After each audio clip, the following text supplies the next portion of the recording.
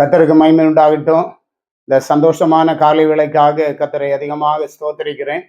இந்த காலை வேளையிலே நம்முடைய சிந்தனைக்காக யோவான் சுவிசேஷம் 5வது அதிகாரம் 39வது வசனம். வேத வாக்கியங்களை ஆராய்ந்து பாருங்கள், அவைகளால் உங்களுக்கு நித்திய ஜீவன் உண்டு என்று எண்ணுகிறீர்களே, என்னை குறித்து சாட்சி கொடுக்கிறவைகளும் அவைகளே. கர்த்தராகிய இயேசு சொன்னதான வார்த்தை. வேத வாக்கியங்களை ஆராய்ந்து பாருங்கள், அவைகள் என்னை குறித்து சாட்சி கொடுக்கிறது.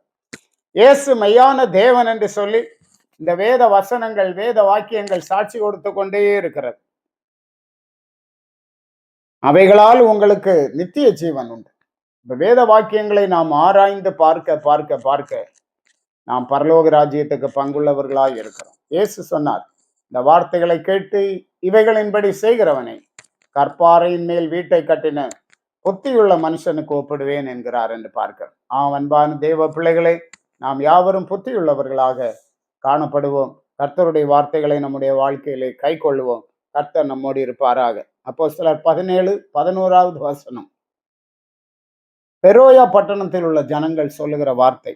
அந்த பட்டணத்தார் மனோவாஞ்சையாய் வசனத்தை ஏற்றுக்கொண்டு காரியங்கள் இப்படி இருக்கிறதா என்று தினந்தோறும் வேத வாக்கியங்களை ஆராய்ந்து பார்த்ததினால் தெசலோனிக்கேயில் உள்ளவர்களை பார்க்கலும் நற்குணசாலிகளாய் இருந்தார்கள்.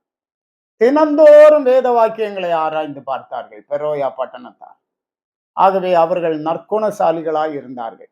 எவ்வளவுக்கு எவ்வளவு வேதத்தை தியானிக்கிறோம், எவ்வளவுக்கு எவ்வளவு வேதத்தை நாம் படிக்கிறோம், ஆராய்ந்து பார்க்கிறோம், அவ்வளவுக்கு அவ்வளவு நற்குணசாலிகளாக நாம் மாறுகிறோம் என்று பார்க்கிறோம். ஆண்டவருடைய பிள்ளைகளாக நாம் மாறுகிறோம். ஆவிக்குரியவர்களாக நாம் மாறுகிறோம். கர்த்தர் நம்மை நடத்துவார், முற்றுமுடிய நடத்துவார். ஆண்டவர் வேதம் சொல்லுகிறது, உம்முடைய வேதத்தை நேசிக்கிறவர்களுக்கு மிகுந்த சமாதானம் உண்டு. ஆகவே கர்த்தருடைய வேதத்தை நேசித்து அனுதினமும் அதை தியானித்து ஆண்டவருக்கு பிரியமாய் காணப்படுவோம். ஆண்டவர் உங்களை ஆசீர்வதிப்பாராக. ஜெபிப்போம்.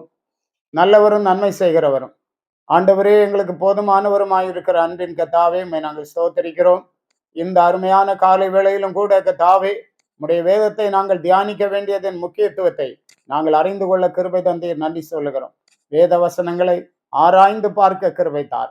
வானமும் பூமியும் ஒளிந்து போனாலும் என் வார்த்தைகள் ஒளிந்து போவதில்லை என்று சொல்லி இருக்கிறேன். அவ்விதமாய் கர்த்தர் கிரியை செய்யும். அதிக விசுவாசத்தோடு உடைய வார்த்தைகளை பற்றி கொண்டு விடுவிக்கப்பட உடைய பிள்ளைகளுக்கு இரக்கம் செய்யும். இந்த நாளிலும் இவர்கள் ஒவ்வொருடைய வாழ்விலும் பெரிய காரியங்களை செய்யும், பலப்படுத்தும். இயேசு மூலம் கேட்கிறோம் பிதாவே. ஆமென். ஆமென். God bless you.